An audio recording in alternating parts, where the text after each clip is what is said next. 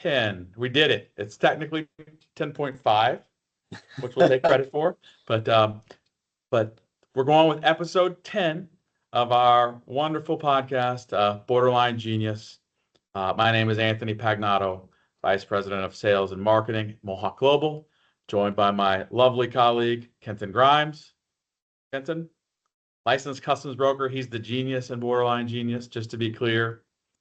We had a pretty cool last podcast, right? We really focused last month on India. We kind of got out of sorts. Very well received. It's a nice Lots vacation. Of comments. Huh? It was a nice vacation. Travel to India. It was a great vacation. It was a great vacation from being tariff-fried, right? Yeah. We're going to get back a little bit. We're going to have sort of a quicker show today, quicker conversation today about some key issues that we want our listeners and our clients and our friends to know about, things going on in the industry. For calibration's sake, in case you listen to this later, today is September 11th, 2025. Historic day in the U.S., as you well know. Somber day, but a lot of other things going on right now that we need to talk about. How you doing, Kenton, before we go? Well, I am enjoying I'm reliving our last episode. I'm enjoying the fact that we got to separate ourselves from the tariffs and from all of those pesky executive orders. And now I'm having had that little break, I'm ready to dive in because August was filled with a lot of news and things that were going on. And as the genius in the Borderline Genius group and the licensed broker, we've got some really important things to talk about here and to make sure that you guys are aware of. Side note, we've mailed our first hat out. You look at this beautiful Borderline Genius hat. Be the envy of your friend group, your social circle, your neighborhood, or just have a nice hat to keep the sun off your face while you're cutting the grass and let everybody know that you are a fan. Today, the first person to comment Kenton in the comments will get a hat sent to them, and we're excited to send you one. Let's get right into it, though. We've chatted enough. The big topic that we want to talk about today, which has some difficult ramification coming down the decision making for importers, is the Supreme Court's decision to hear and frankly grant a pretty expedited review of the ITC ruling that ruled that the IEEPA tariffs were prohibited under the law. Kenton, you have been fairly consistent and optimistic in your thinking that the Supreme Court would uphold the rulings of the lower courts and find that the IEEPA tariffs were implemented without the correct authority. You and I were talking a little bit earlier, and I sensed a small amount of doubt creeping into you. Yeah, I mean, I'm candidly disappointed we've had to get to this stage. We've had two lower courts, federal level courts, find consistently that the president operated without the appropriate authority to initiate this broad sweeping tariff scheme. However, here we are at the doorsteps of the Supreme Court, and I don't know why. Maybe it's cold feet, but I'm a little nervous that the Supreme Court is not going to find consistently with the two lower courts. I'm cautiously optimistic they will. I believe the rule of law in this case is pretty clear. I mean, so I'm hopeful. The basis of the rulings has been the major questions doctrine, right? Which means that correct. Congress must clearly authorize executive actions that have vast economic or political significance. right? Correct. The idea being here that there's substantial executive overreach in using IEPA Right. to implement many of the tariffs that we've seen. And to my understanding, correct me if I'm wrong, genius, IEPA has never been used to rationalize tariffs before, which makes it a pretty darn good target for a ruling on the Yeah. major questions doctrine. Yeah, Nixon used the Trading with Enemies Act, which was the precursor to IEPA, to initiate some tariffs. But once IEPA went into play in 1977, no president had used that as standing authority to initiate further tariffs. Right. So this is certainly unprecedented, which I suppose is why the Supreme Court is willing to hear the case. I think it's important that they hear the case. I also think that it's important that they rule correctly, and they will not. That is my prediction. And in fact, I will eat my brown leather shoe on our next podcast after the ruling. We will have podcasts before the ruling. The ruling's coming in November, right? That's or the hearing, I should say. The And hearing probably is in November. Quick ruling after that, we should suspect. I will eat my brown leather shoe on this podcast if they do not rule in the administration's favor. And I have taken the liberty of drafting for them. I think the language that we will see in their ruling, I think it'll be a very short ruling. And I think it will start with the Supreme Court header and the appropriate block. And then you will get one sentence that says something like, we believe that taxation by executive fiat is exactly in line with what the founding fathers intended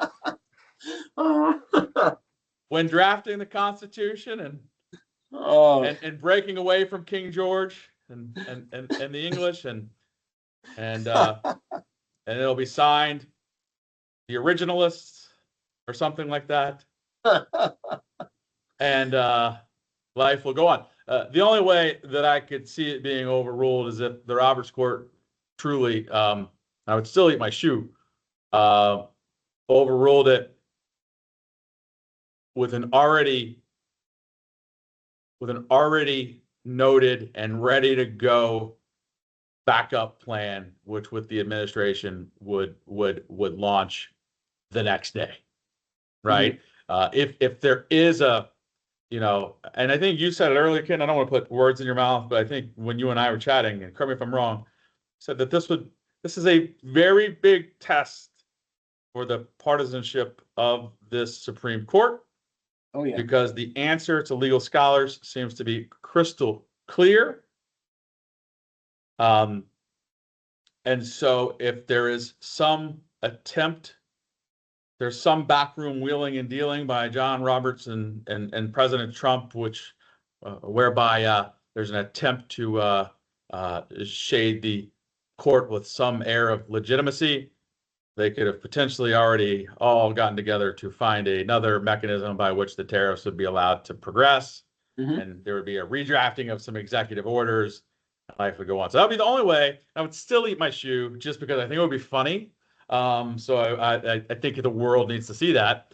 But I still stand by our originalists' ability to side by with taxation by executive fiat. I believe that's going to be the clear ruling, and I'm excited to see it. I sure hope you're wrong. Yeah, I sure hope you're wrong. I mean, I've seen no indication of that. I've seen no indication otherwise, except the occasional bone they try to throw the court by which to try to sound legitimate. But all joking aside, right, and all predictions aside, the fact that in November there's potentially, I assume the ruling will come out in November. with this expedited review that they're giving it, I don't know why it wouldn't. In Right. fact, I believe they're writing their one sentence ruling as we speak. It doesn't take long. It may already be written and being proofread by a few clerks. I believe that you need to talk to importers, our clients, our importers, our listeners, and our friends about the things that they can do and the risk that they face if they do them as they prepare for the possibility, and Mm-hmm. for the possibility that these IEEPA tariffs are declared unconstitutional. Just because I have my opinion doesn't mean that our business leaders, our friends, our colleagues Mm-hmm. don't need to do what's right for their business. But there's a problem, I think, right? And it's lack of clarity. Yeah, I mean, It's unprecedented territory, right? Like, right. We're walking where no man or woman has walked before, right? This is very new, but it somewhat mirrors some of the attempts at recovering the Section 301 duties back during COVID. So there is a playbook. The difference, I think, is when the announcements of 301 exemptions came out, we had an immediate position by which to start researching overpayments of duties and how to collect those back. Right now, the question is, how do you save that universe of potential refunds? And I'm not going on this podcast to fundamentally stomp for the extension of liquidation. I can't know what every importer out there has as far as compliant entries. So the risk of extending your liquidation is to have an oversight or an entry error linger and allow for customs more time by which to review, audit, and bring that up as a potential investigation. so to be abundantly clear, like I'm a layman's term. Please. I'm borderline, right? So I'm gonna take this to layman's terms. Mhm. One option that importers have Yes, is to apply for extended liquidation, right? Which correct.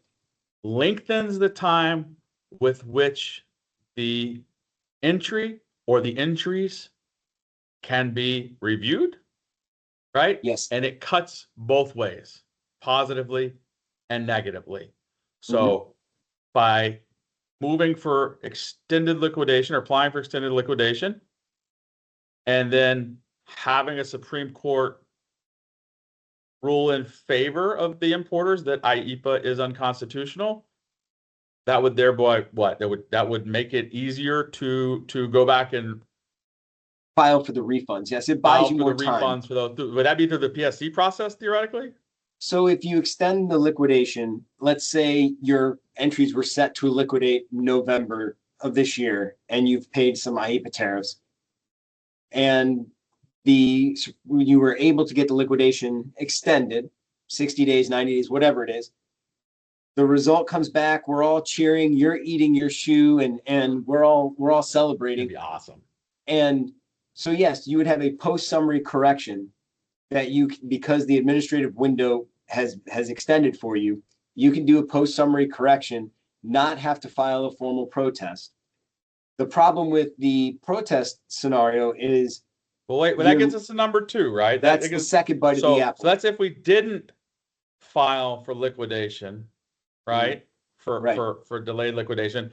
And again, before we get to option two, before we get to the protest, we're still in the PSC world. I just want to reiterate the major concern for extending liquidation is that it's likely that these entries are being scrutinized now for misapplication of for tariff classification, we know that there is enhanced enforcement going on, right?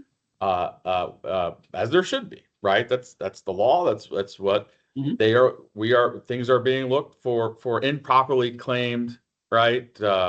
Free trade agreement, whatever it may be. SPI, whatever the scenario, right?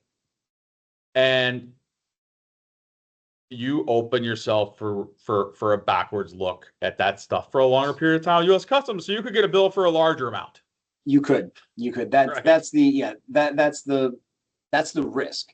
Now, again, the reward could be massive. So I think I will go on record to say it is imperative for every importer to do the due diligence to see what is coming up for liquidation, look at the potential refunds available should Anthony eat his shoe. Then, based on our potential reward, also look at our potential risk and make that decision internally. And certainly reach out to someone like Mohawk Global. We will help walk through that process, because each importer has a different level of compliance risks, and should, it would be irresponsible of me on a podcast or in any platform to just tell everyone, go do this now. Can't make a general statement. No, I Everybody's cannot make unique. a general I like statement. the way you put that, right? And so we have to understand your risk profile, Mhm. right? And see, wait, you claim this, you claim this. You could have been subject to anti-dumping, but you claimed you weren't. Like, Right. and maybe that's a gray case, like, or maybe Mhm. it's not as solid as you thought when you disclaimed it. So we can do that risk analysis with you and connect with our consulting group if needed to support some of that analysis. But the point is, don't run blind, but you've got to be looking at risk reward of things, and looking at that liquidation date of your entries, right? And if you don't know and you're a Mohawk client, or you don't know and you're anybody's client, call us. We can tell you how to figure it out. www.mohawkglobal.com. Contact us. We will put you in touch with a genius, and we can tell you how to figure that out. Hit me up on LinkedIn. But let's go now to the secondary. Let's say that entries have liquidated. We didn't file a PSC, what have you. Now you get into the realm of protest. What's the risk reward challenges here? The challenge is just the time frame. So once the entry has liquidated or closed, you've got 180 days to file your protest. If you do not file a protest within that 180 days, c'est la vie, the door is shut. You have no opportunity to get the refund. So kicking the can and having your liquidations extended gives you more time for the review and the refund process. But again, Would like you still, said, if you did postpone liquidation, would you still get 180 days? Would it be an additional 180, or would it shorten your protest period? No. So if you extend liquidation, you instead of having your entries liquidate, it's roughly a year. I think it's like 360 days. So basically a year from the entry date, you typically are deemed liquidated.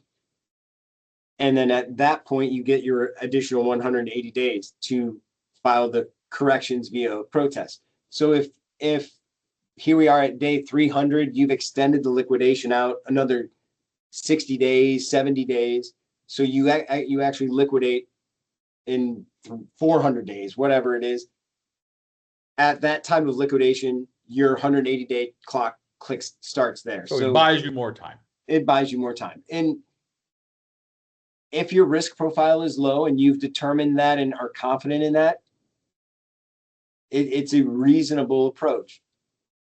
But mostly my recommendation is look at what you've got coming up on liquidation. It's a good process. It's part of a strong trade compliance process for any importer, is to know what their liquidations are. If you're doing entry audits, you should have some idea where your risks are, whether it's anti-dumping or other commodities that are under high scrutiny. Sure. You should have that understanding so Steel, that you are aluminum, tracking it. Copper. Yeah, steel and aluminum right now, copper. Solar panels. Yeah, solar panels. Cells. Magnets. Anything else? Yeah. Oh, there's so many things. Is there anything else, that you feel like we need to talk about with regards to how importers can protect themselves? Well, I think that in regards to what we're seeing in this robust or dynamic tariff pricing environment, doing the things that trade compliance people like us have promoted over the years is getting the foundational steps locked up. It is, candidly, it's a little late, but really ensure you have a strong classification data set, really strong record keeping for valuation purposes, especially if you're doing anything with steel and aluminum, because the derivatives allow you to bifurcate in certain scenarios the steel price or the value of the steel in a commodity versus the entire commodity value. Now, how you do that, you may operate under certain accounting principles, but they have to be in line with customs valuation principles. So there's also a little bit of an unknown right now. We have the FAQs that Customs has published on the steel and aluminum and how to calculate the derivative values. They have not yet published an FAQ on the copper. And I know firsthand we've done some ruling requests and Customs is not answering. They're simply collecting the inquiries, and we're being advised that to sit on our hands and wait for the FAQ to come out. Unfortunately, that's hard to do when you have incoming freight. So there are some things that I think are smart if you're bringing in a lot of steel and aluminum derivative parts. Reach out, give us a call, because I think having a reconciliation program for your entries is very helpful. You can make your initial declaration of your values and you have a year to finalize that information. So again, we're talking about an extension, buying you time to get your ducks in order. A reconciliation program will allow you to do that. And I think that's a very strong way to help manage and mitigate risk. I trust you implicitly. I'm calling you, man. I'm calling you. Let's pivot a little bit. Mm-hmm. Vagueness, that's been a hallmark of what we've been dealing with, right? And back at one point, and you can remind our audience exactly when this came up, you know it. But at one point, and we're moving away from the Supreme Court case and our originalists that are going to save the day. We're going to talk about a phrase that was thrown about that wrecked the international trade community for a minute. It was transshipping in the vernacular and in the orders, I believe, reinstating or defining the reciprocal tariffs after the 90-day reprieve, right? The language that came out where the final values were announced. What did the order? Do you remember what the order said, Kenton? It was right. Peculiar. The order, this originally hit the airwaves, so to speak, when the Chinese reciprocal rate was over 84%. Yes. And there was a 40% reciprocal tariff listed on goods that transship. Now, it caused the hairs on my neck and most other freight forwarders and customs brokers to stand up, because in our world, transshipment was a very common thing where, sure, we might pick up cargo in Shanghai and it goes into Busan and gets on another vessel to come to the US. That's a transshipment point. Move from one vessel to the next and then comes to the US. However, that's not what the administration meant by transshipping. What they meant is what we would call country of origin washing, where you might send a Chinese good to Malaysia, do some very minuscule work on it, maybe something as simple as packaging, and then slap a made in Malaysia sticker on it, even though it was obviously Chinese in origin, and then bring that in. So the concern was, well, you put 40% on transshipment, people are going to start targeting countries that have a reciprocal rate above that and use that as a justifiable way to pay lower tariff because they'll use transshipping. However, the administration recently spoke to the NCBFAA and issued a CTPAT alert. I think the language was transshipment is illegal, or illegal transshipping, and so it's a beautiful piece of marketing. Some would call it the most beautiful. It's Yeah. a poster. It appears to be a poster, a graphic on the CTPAT alert that says illegal transshipment. It's not a loophole. It's a Yeah. crime. So feeling a little bit redundant here. I'm feeling when you define something as an illegal transshipment, you shouldn't illegal murder. It's not a loophole. It's a crime, right? Like so. It's strange, but I think they're beating the point home after the original confusion. That Mhm. CTPAT flyer gives a great example of Chinese cargo being stopped in Vietnam, opened, right? Having and it's washing as simple as the made in China label being changed to made in Vietnam, or even there's even risk or attempts to do just very minimal processing, right? And this we have very, very, very, very specific change, origin rules in the United States, and I imagine in all modern countries, we have very specific rules on when a country of origin may change, and so to try to bypass this. But the question is, and just my comment for the genius is, John, this has always been illegal. This has always been illegal. Yes. It seems a bit redundant. And Right?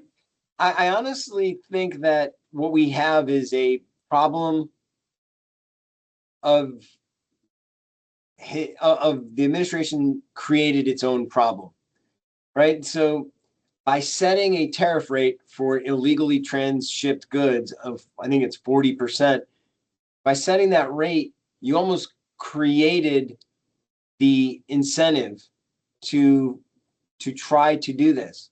So Because if I came from 86% China to Vietnam, got busted, and assigned a 40% rate, that's better than the 86% it's still rate. better. Yeah, which by moving China back down into 10% plus the 25, I mean, you could theoretically get goods out of China under 40% right now. But conversely, we had our conversation about India. India is at 50%, 25 for reciprocal and 25 for Russian fuel, Russian oil. So you could have Indian goods going into Malaysia, going into Vietnam, and then being slapped with a new sticker to avoid the 100% tariff or the 50% tariff that's coming out of India. So I'm glad in some ways that we have this marketing material that is outlining that this is not an ingenious loophole, but instead it is illegal. I don't know that giving it the label of transshipment is helpful, mostly because there's an understanding that transshipment is a perfectly legal way to move cargo. Sure. So I think some of it was their own, some of this is their own creation, much like the de minimis problems we have. I would argue that for years we had de minimis levels of $200 that people ship, courier, UPS, FedEx, DHL, whatever, ship things, samples, $200 or less, no big deal. But then lobbying groups for eBay, Amazon, and such convinced Congress to move that number up to $800, and in the name of efficiency. And then everyone's shocked and appalled that somehow the loophole is being exploited. Well, it was created. So, But there's obligations, right? As an importer, I have an obligation to watch out for shipments that are routed through a country with no logical supply chain reason, right?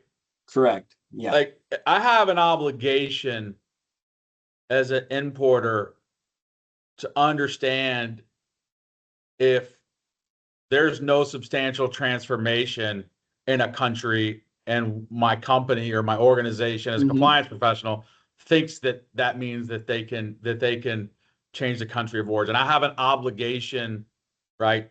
I think I have even an obligation deep enough to know my suppliers and my industry well enough to know that if I'm all of a sudden buying a product that's coming out of a country that doesn't have the manufacturing capability to make it as a, and our procurement professionals know, right? If you're They know. buying nuts and bolts, you know where nuts and bolts are made, right? And if they're starting to come, if they're coming out of Greenland, right? Not likely. It's very likely that you have an obligation to know that. So they're especially for CTPAT vendors, right? Especially. And so but I also, think, I mean, also the FTC here in the U.S., Fair Trade Commission, just the Trade Commission here in the U.S., there's a requirement that you and I, as general shoppers, as general buyers, consumers, and we have the right to know the country where our products are manufactured from. I mean, I want to know where my watch is made. I want to know where my shoes are made. I want to make sure that it's coming from a place that I want to procure, and support, those initiatives, those economies. The one thing I wanted to add is all joking aside about the funniness of their tagline that illegal transshipping is illegal. The CTPAT alert is worth a read. It's a great reminder of your obligations as an importer, and you should read it. If you don't know where to find it, give us a shout. Kenton Grimes, he'll connect you. And if you have questions, we can go from there. It's been a fun little podcast. Here's a quick one. It's a quick one. It was fun. Oh, you want to back to the freezing? I'm not frozen. I was completely pumped to hear what was going to come out of your mouth, but I see how that will throw you off. You were still as can be. I was worried. I was going to say, going back to a shout back or a look back to one of our previous podcasts with Chris, where we talked about the FMC and the Chinese carrier fees that are coming up. Looks like we're expecting a resolution on that. We're expecting an announcement, right? I believe it's coming. We're expecting an announcement coming soon. Preliminarily, it's been very interesting. I have heard that the Chinese carriers are in trouble, and most of our major European carriers have already adjusted their vessel rotations to exclude Chinese vessels from U.S. ports. So it's going to be interesting to see how that's applied. We will definitely bring Chris Lindstrand back to talk about that, as well as to get an outlook for what the 2026 ocean season may look like. And I'm excited to have that. I just thought that was interesting because there's been concern and been fear. And I actually had a conversation with my local rep here from HMM, and he was asking me if we've put any notifications out, which I thought was pretty fun. Because again, he was adamant that it wasn't going to affect their lines and their alliances because they've positioned themselves. So he was hoping, to hear what we've heard from Costco, OOCL, and some of the Chinese carriers. But I'm just surprised that how quickly that group of companies pivoted and adjusted their equipment and adjusted their vessels. When there's no cargo to carry, it's really easy to move ships around. Still expensive. Yeah. Hey, on that note, I do have to go. I unfortunately, we like to ramble a little bit on this show, and I hope you enjoy it because we enjoy it. And I have a hard stop today, getting to work, helping a client, which is what I'm excited to do. Please reach out, Kenton Grimes, Anthony Pagnato, Mohawk Global. If there's anything we can help you with during this crazy, weird time, we got you back. Kenton, It's been a pleasure as always. It's been fun, Anthony. I appreciate it. Look forward to our next conversation. We'll make it soon. All right? All right. And from Borderline Geniuses, signing out. Take care, everybody.